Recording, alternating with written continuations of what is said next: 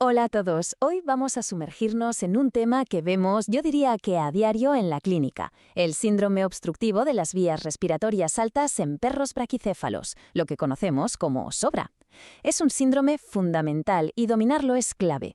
Bien, para que todo quede claro, vamos a seguir un orden lógico. Empezaremos por lo básico, la definición, y poco a poco iremos desgranando la fisiopatología, los signos clínicos, el diagnóstico, hasta llegar a la cirugía y el pronóstico. Un recorrido clínico completo. Venga, pues empezamos por el principio. ¿De qué hablamos exactamente cuando mencionamos el síndrome braquicefálico? Es crucial tener una definición clara para saber a qué nos enfrentamos y sobre todo a qué pacientes afecta. Pues mirad, en resumen, el SOBRA es un conjunto de problemas tanto anatómicos como funcionales que provocan una obstrucción respiratoria. Y aquí viene lo más importante. Es una enfermedad progresiva. No es algo con lo que el perro nace y se queda así, no. Va a peor con el tiempo. Y esa es la clave de todo. Y bueno, los pacientes los conocemos todos, ¿verdad? Son los bulldog francés, bulldog inglés, los carlinos, Boston terriers, son el pan de cada día en la consulta. Y lamentablemente el problema se agrava porque la moda ha ido seleccionando hocicos cada vez más y más cortos, lo que empeora toda la situación. Vale, ahora vamos a meternos en uno de los conceptos para mí más importantes y que lo explica casi todo. El círculo vicioso fisiopatológico. Es fundamental entender esto porque aquí está el porqué de la progresión de la enfermedad. Vamos a ver cómo el propio animal, con cada respiración, empeora su propia condición. Fijaos en el ciclo. Todo empieza con una anatomía defectuosa, por así decirlo. Un hocico corto con demasiado tejido blando. Esto hace que al animal le cueste muchísimo meter aire. Para conseguirlo, tiene que hacer un esfuerzo inspiratorio brutal, lo que genera una presión negativa tremenda dentro del tórax. ¿Y qué pasa? Esa presión negativa literalmente succiona los tejidos blandos de la laringe hacia adentro, obstruyendo aún más el paso del aire. Y vuelta a empezar. Más esfuerzo, más presión negativa, más inflamación. Es un ciclo que se retroalimenta y no para de empeorar. Entonces, con esta fisiopatología en mente, ¿qué es lo que vemos en la consulta? Pues aquí nos encontramos con un problema muy grande: la normalización. Muchos propietarios e incluso algunos colegas consideran que los signos clínicos son normales para la raza. Y esto es un error gravísimo y muy peligroso.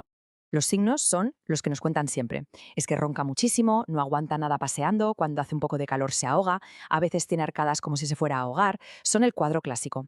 Todo esto empeora, claro, con el ejercicio, el estrés o un simple golpe de calor.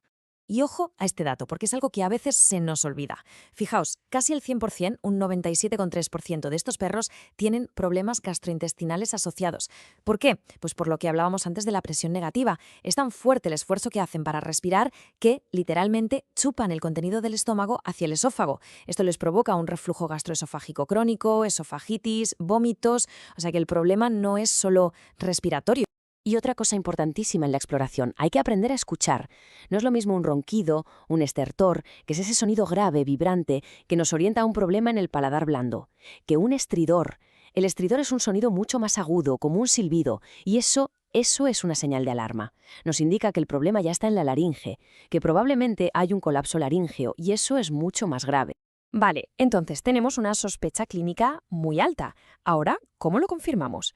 Pues hay que seguir un protocolo diagnóstico ordenado, no podemos saltarnos pasos. Vamos a ver qué pruebas son imprescindibles. Empezamos, por supuesto, con una buena exploración física. Luego, las radiografías de tórax son muy importantes, sobre todo para ver la tráquea, esa famosa tráquea en pajita de los bulldogs, o si hay neumonía por aspiración. El TAC nos da mucha información, pero no siempre es necesario. Pero sin duda, la prueba de oro, el gold estándar, es la endoscopia. Necesitamos sedar al animal muy ligeramente y entrar con una cámara para ver qué está pasando ahí en tiempo real. Ver el paladar, ver cómo se mueve la laringe, es la única forma de tener un diagnóstico definitivo. Bien, y una vez confirmado, ¿qué hacemos? Aquí no hay muchas vueltas que darle. El tratamiento de elección es la cirugía. Y el objetivo es muy claro. Tenemos que corregir los problemas primarios, los de nacimiento, antes de que provoquen los cambios secundarios. Porque esos cambios secundarios, muchos son irreversibles. Es fundamental que tengamos esta división en la cabeza. Los problemas primarios son con los que nace el perro. Las narinas cerradas, estenóticas y el paladar blando demasiado largo. Estos son nuestros objetivos quirúrgicos. Los problemas secundarios, como la eversión de los ventrículos laríngeos o el colapso de la laringe, son la consecuencia del círculo vicioso, de esa presión negativa crónica. Si llegamos tarde, aunque operemos lo primario, el daño secundario puede estar ya hecho. Y por eso, insisto, el timing lo es todo. La recomendación es clara. Hay que operar pronto, idealmente antes de los 6 meses de edad. ¿Por qué? Porque así rompemos el círculo vicioso antes de que empiece a causar estragos. El pronóstico de un animal operado de joven no tiene nada que ver con el de uno operado con 4 o 5 años, cuando el daño secundario ya es severo. Vamos a ver las cirugías. La primera, y quizás la más importante, es la estafilectomía. Es bastante intuitivo. Consiste simplemente en cortar el trozo de paladar blando que sobra y que está taponando la entrada a la tráquea. Parece sencillo, pero cuidado. Esta cirugía tiene un margen de error muy, muy pequeño. Es un equilibrio delicadísimo. Si cortamos demasiado poco, el perro seguirá roncando, la obstrucción seguirá ahí y no habremos solucionado nada. Pero si nos pasamos y cortamos demasiado, podemos provocar un reflujo nasal permanente, con riesgo de neumonía por aspiración. Es una cirugía que requiere mucha precisión. La segunda cirugía clave es la alaplastia, para corregir las narinas estenóticas. Básicamente, lo que ocurre es que los agujeros de la nariz están tan cerrados que cuando el perro inspira se colapsan y actúan como una válvula, impidiendo que entre el aire. Lo que hacemos es abrirlos.